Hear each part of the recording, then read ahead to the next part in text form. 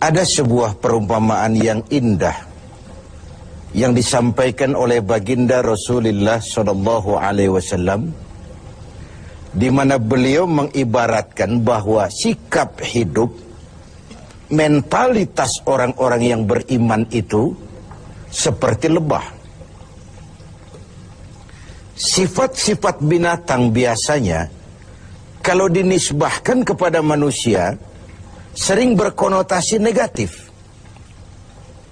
Manusia bermental tikus misalnya. Kenapa? Karena amalan tikus itu kan suka menggeragoti barang yang disimpan baik-baik. Uang negara disimpan baik-baik, digeragoti oleh tikus. Hutan lindung dijaga, digeragoti oleh tikus. Illegal logging namanya. Tikusnya sekarang pakai dasi. Manusia bermental kera, monyet. Apa kera itu? Tamak bin rakus alias serakah. Coba monyet kasih pisang, dimakan. Penuh mulutnya, kasih lagi tangannya yang nyepeng. Kasih lagi, kakinya pun bisa megang. Mulut penuh, tangan penuh, kaki megang. Teman sebelahnya dikasih pisang, masih dirampas juga. Manusia bermental monyet menjadi penghalang bagi tumbuhnya pemerataan. Sehingga sering terjadilah gunung ditimbun, sumur digali. Gunung yang sudah tinggi itu ditimbun, sumur yang sudah dalam itu pun masih digali lagi. Jadi sifat binatang kalau dinisbahkan kepada manusia sering berkonotasi negatif. Tapi kali ini Rasul mengibaratkan mentalitas seorang mukmin seperti lebah, tawon. Apa sih lebah itu? Dan kenapa orang mukmin seperti itu? Mari kita kaji lebah ini. Yang pertama, lebah itu yang dihisap selalu saripati bunga. Belum pernah lebah makan yang lain. Belum pernah kita dengar ada lebah makan oncom, lebah makan tahu, lebah makan lempeyek. Belum pernah. Yang dihisap selalu saripati bunga. Ini potret. Orang beriman itu mentalitasnya selektif.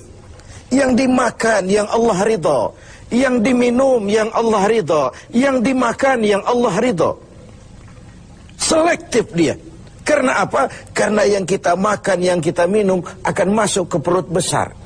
Digiling oleh perut besar, melahirkan energi, menggerakkan sel-sel pembuluh saraf. Kalau itu dihasilkan dari makanan haram, kita akan cenderung berpikir yang haram juga. Gak ada maling mikirin majelis taklim. Yang dipikirin rumah siapa lagi nanti malam. Karena itu umat ini orang beriman selektif. Yang diminum yang Allah ridha, yang dimakan yang Allah ridha, yang dipakai pun yang Allah ridha. Itu mentalitas. Kita hidup di zaman di mana dunia makin mengglobal. Persaingan semakin tajam dan ketat. Tapi seiring dengan itu, kita makin banyak punya pilihan. Jangankan soal makan dan minum, soal ibadah saja, orang sudah banyak pilihan sekarang ini. Di depan rumahnya ada masjid. Dia sholat Jumat ke masjid lain yang lebih jauh. Dia mau bayar taksi. Waktu orang tanya, bung, depan rumahmu kan masjid, kenapa kau berongkos sholat ke tempat yang lebih jauh? Apa jawabnya? Saya sholat di sana merasa tambah ilmu, mas. Khutbahnya bagus, sholatnya khusyuk, imamnya bacaannya fasih. Masjid kita ini khutbahnya bahasa Arab, khotibnya aja nggak ngerti, apalagi saya. Ibadah pun orang sudah memilih. Begitulah kemudahan-kemudahan yang dihasilkan oleh ilmu dan teknologi menyebabkan kita mempunyai banyak pilihan. Karena itu dalam hal sandang, pangan, dan papan, filter harus kuat. Orang mukmin mentalitasnya tidak asal pakai, tidak asal makan, tidak asal minum, tapi ada frame. Allah ridho apa tidak? Yang diminum, yang Allah ridho. Yang dimakan, yang Allah ridho. Yang dipakai pun, yang Allah ridho. Itu mentalitas. yang dihisap selalu saripat bunga, yang dimakan makanan yang selektif, yang baik. Baik menurut siapa? Menurut Allah, bukan menurut kita. Kalau menurut kita kan relatif. Baik kata kita, belum tentu baik kata orang lain. Enak menurut kita, belum tentu enak juga menurut orang lain. Jadi barometernya itu yang baik adalah apa yang dikatakan baik oleh Allah. Yang tidak baik, apa yang dikatakan tidak baik oleh Allah. Ini yang pertama. Yang kedua, orang mukmin itu seperti lebah. Apa lebah itu? Yang dikeluarkan selalu madu. Yang dihisap saripati bunga, yang dikeluarkan madu. Yang masuk baik, yang keluar juga baik. Ucapannya baik, tingkah lakunya baik, perbuatannya baik, bahkan diamnya pun untuk sesuatu yang baik. Luar biasa contoh ini. Begitulah orang mukmin itu. Ucapannya, tingkah lakunya membawa manfaat bagi lingkungannya. Dan ini diperkuat dengan yang ketiga dari lebah. Apa lebah itu? Kemana dia hinggap tidak ada dahan yang patah. Perhatikan. Kemana saja dia terbang, di mana saja dia hinggap, tidak ada dahan yang patah.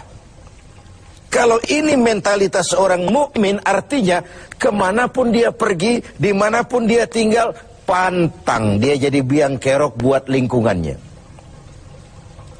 Keutuhan kita sebagai bangsa masih rentan. Berbagai konflik belum sepenuhnya bisa teratasi. Entah yang berlatar belakang sara, etnis, agama, di Papua sana, di Poso sana, bahkan di kota-kota besar di berbagai daerah sering terjadi tawuran antar kampung. Untuk hal-hal yang sepele, untuk hal-hal yang remeh.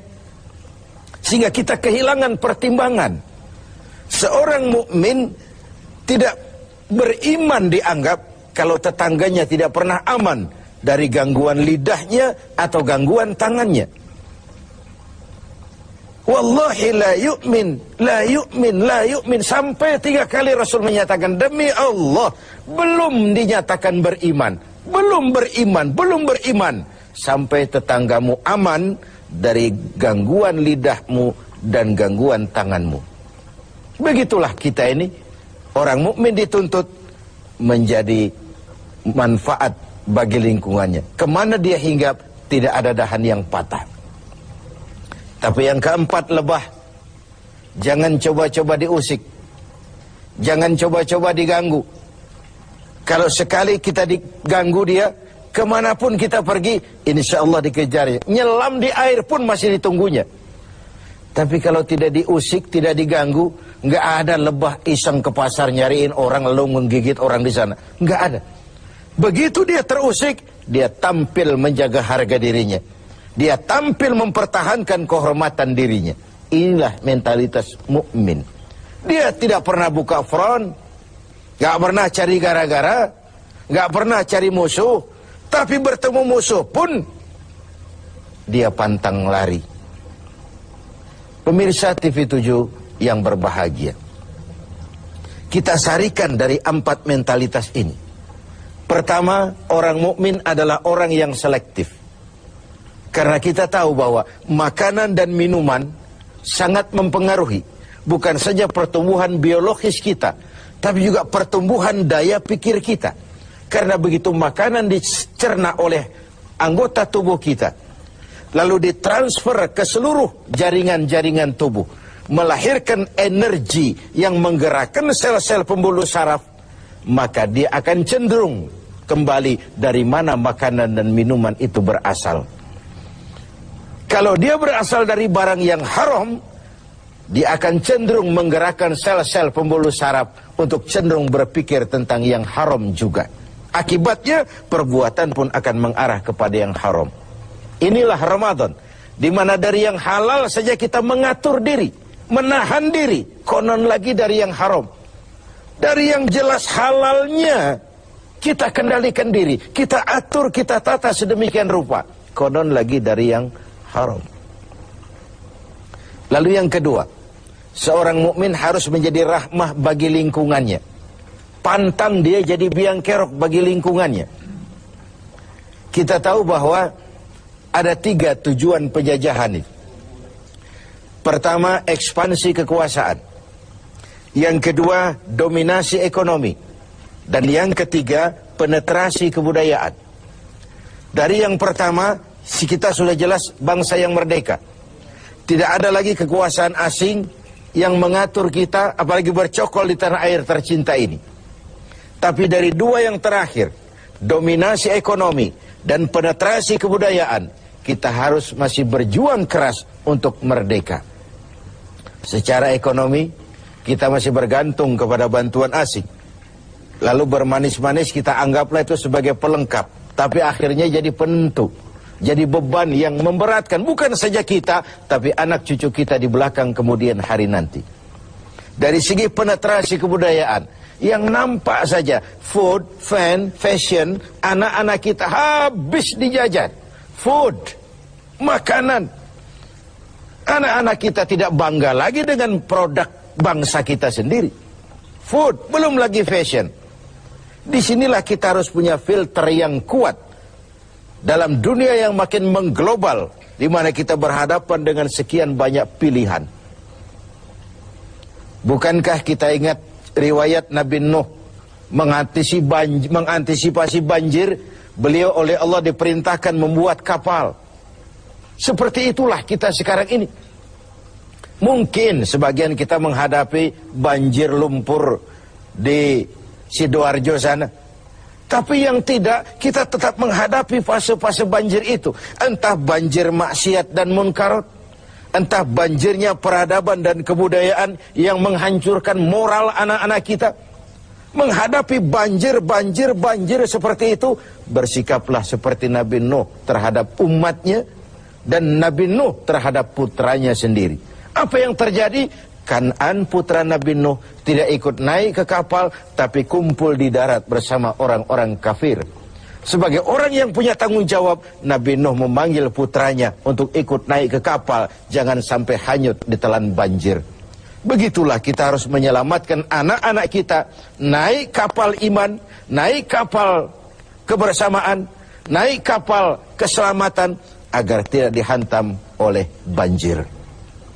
Pemirsa, semoga mentalitas ini ada pada diri kita.